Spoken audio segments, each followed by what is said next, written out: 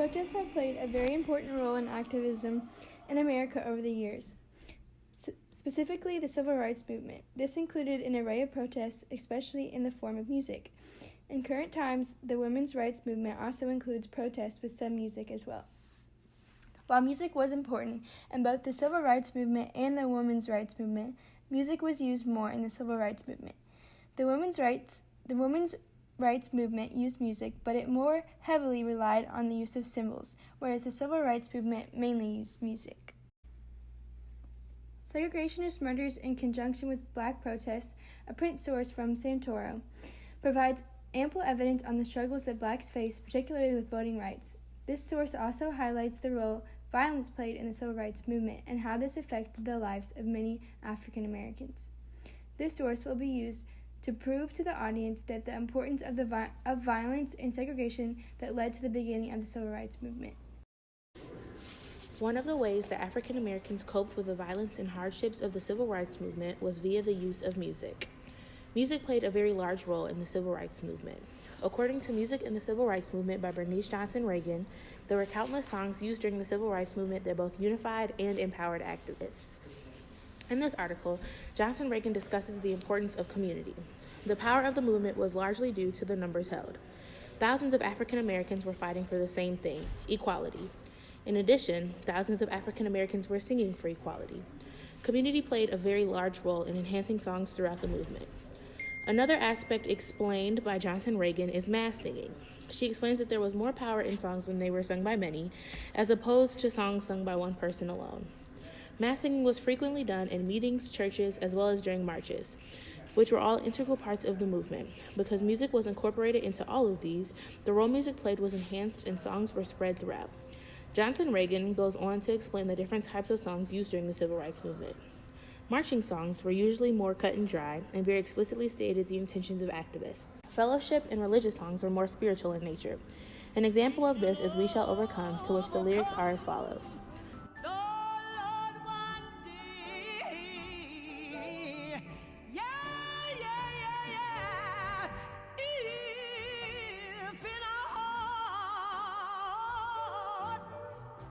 The different types of songs serve different purposes and consequently enhance the role music played in the movement.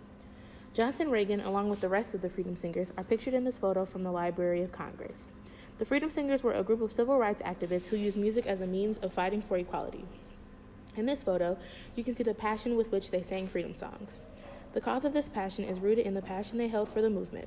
For the Freedom Singers, music and song were the paths to freedom. Music empowered them, and singing together united them. We can learn more about the role music played from activists on campus here at the University of Kentucky. Chandler Frierson, a sophomore here at UK, is the current president of the university chapter of the National Association for the Advancement of Colored People. We interviewed him about his knowledge of the role music played in the Civil Rights Movement.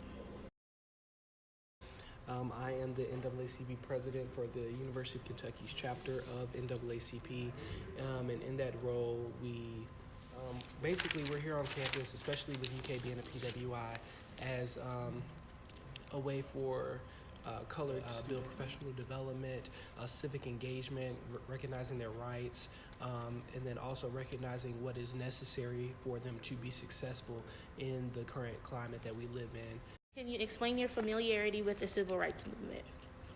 Okay, well, I'm 19 years old, so obviously I have not been a part of the Civil Rights Movement if we're kind of discussing from the 50s to the 60s. That's what we're talking about. Okay. Yes. Yeah, so I grew up in Atlanta, Georgia, and actually am family friends with Dr. Martin Luther King Jr.'s family. So ever since I was little, as long as I can remember, I've kind of been around some of these leaders. I've always kind of heard stories and stuff like that about the Civil Rights Movement, specifically Dr. King and the nonviolent social change movement that he had from 1955 until he was assassinated in 1968. So that's kind of been my experience and kind of taken under that methodology of nonviolent social change and kind of the different struggles surrounding that movement. So. Are you aware of the role, if any, music played in the Civil Rights Movement? Absolutely. The first song that comes to my mind is by the Stylistics. What's it called? People Make the World Go Round. And when that song came out, well, not when that song came out, but when I listened to that song and then listened to the time period in which it was produced, it really talks about the social issues that were going on. And I feel like for African American people specifically, music is the centerpiece of our culture. Have you heard the songs We Shall Overcome and We Shall Not Be Moved? Yes. What impact do you believe songs such as these had on the civil rights movement? Well, I know We Shall Overcome. Like I said, growing up in Atlanta and stuff like that, that was a song that we would sing, and I would hear some of these leaders singing, and seeing these prominent leaders sing this song and be so heartfelt in it. And then when I'm coming to this age and actually listening to the words and listening to what it actually means, I feel like it's a spiritual, so to speak. You start to see the power behind the words of the song and how this was the hope. So We Shall Overcome, is just a beacon of hope, I think. And I know you touched on it a little bit, but how have any of these songs, be it We Shall Overcome or We Shall Not Be Moved, or just any freedom songs, if you want to call them, how have they impacted your activism? The song specifically? Or just music in general? Okay. Like I said, I would say that because of who I saw singing these songs, and literally some of the only times that I had seen Black people, specifically African Americans, really united has been in singing this song. And it's been people with different backgrounds, different mindsets and stuff like that, but as soon as we shall overcome, and then that just singing it over and over again, it's so powerful. And I feel like it just made me feel like we can do this together. Our hope, our destiny as a people is contingent upon us doing it together. So that's why, in my specific roles in which I have to be an activist, or, I have to stand up for the rights of my people, I think that music like this is a constant reminder that everybody needs to be on one accord, and we need to do it together in harmony. If you fast forward to 2018, you can still see protest music being used in today's women's rights movement. Even though the music isn't one of the central aspects of the protest like it was during the civil rights movement, protest music is still commonly used. As the present women's rights movement grew, it centralized itself with symbolism. Symbols such as the pink-eared hats and the display of the color pink have become focal points that are associated with the protest.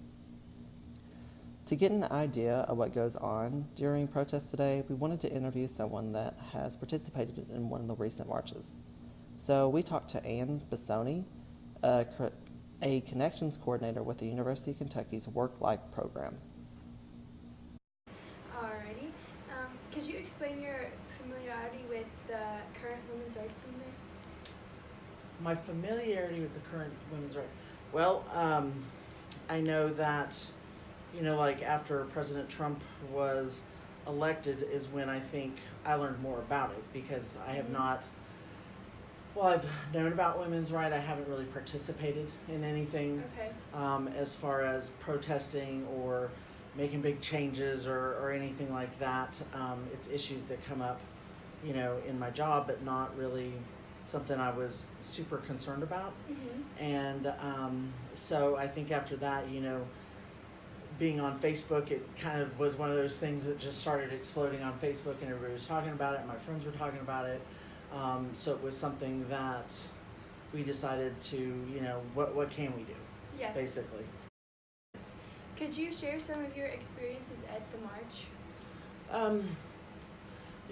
I went down, and this was interesting, because I went down with 5 friends, and one friend's boyfriend came with us, and we're all white, and I just made a big collage on both sides. Okay. So that part was fun. I was like, woohoo, all right, we're gonna go down there, we're gonna kick some ass, that kind of thing. Yeah. And so I did that, but then when we got down there, I was really surprised to see men and women, not just women, but there was not a ton of men, but what I really liked was the women who brought their kids too, and little boys and little girls, and Um, it was packed, and for Lexington, I mean, I'm originally from California, where Okay.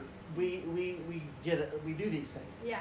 You know, after Trump won, and everything he was saying about women and second-class citizens, and it felt so lonely at times. You know, Yeah. like what do we do with this? What and you know, and it was scary. And in that moment, it I know it seems silly, but I compared it to like going to a UK basketball game. Have you been to a game? Oh yeah. Yeah. And you all of a sudden you're like, oh, big blue nation. You know, yes, it's like it's all together. yes, Mhm. and that's what it felt like down there. That's You know, there were people giving speeches. There were just regular citizens. There were teenagers. There were religious leaders, spiritual leaders. I mean, everybody was down there talking, and then they started marching. And I remember we started, and we went down Main Street, and then we turned up on Elm Tree Lane or Rose Street, and then we came back. But at one point, as we were walking down Vine, we looked through, and the people were still going Wow. back there, and I just thought, it's a lot of people. Yeah. A lot of people care, you know. Mhm. And then you looked up and you looked in front of you, and it was just, I mean, it was packed too. And my friend, who was a photographer, she was up on the bridge, Oh, that's and awesome. she gave me this great picture. She just took a picture of the crowd. Yeah. And I love that picture because I thought, for once, people stopped talking about it Mhm. and were doing something. And Mhm. granted, it was just marching, but it was me. To me, it was like saying, okay, you know, we're not just going to sit here and say, man, that guy's a jerk. You know, Yeah. we're going to at least start something. And from that, a lot of things here grew. You know, so it just, I think it made me feel a part of. It made me feel like, okay, I don't just have to sit here and take it, Yeah. kind of thing. That's awesome. Mm-hmm. So, did music play any role in the march? Music. I don't remember a lot of music.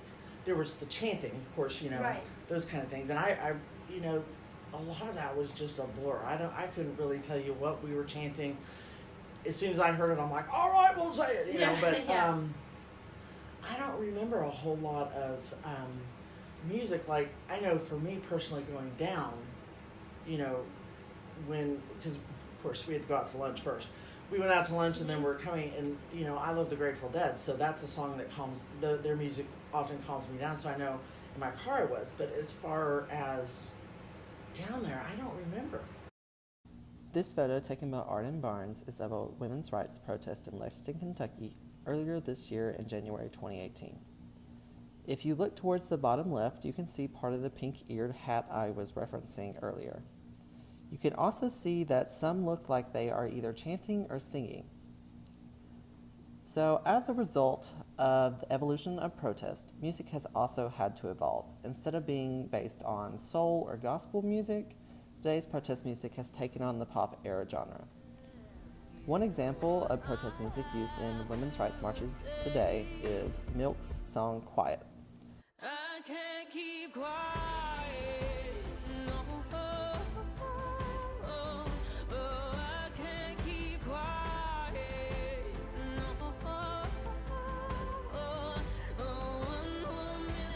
It is most known for its repetition of the lyrics I Can't Keep Quiet, which people have now begun to use in the rallies to advocate for women's rights.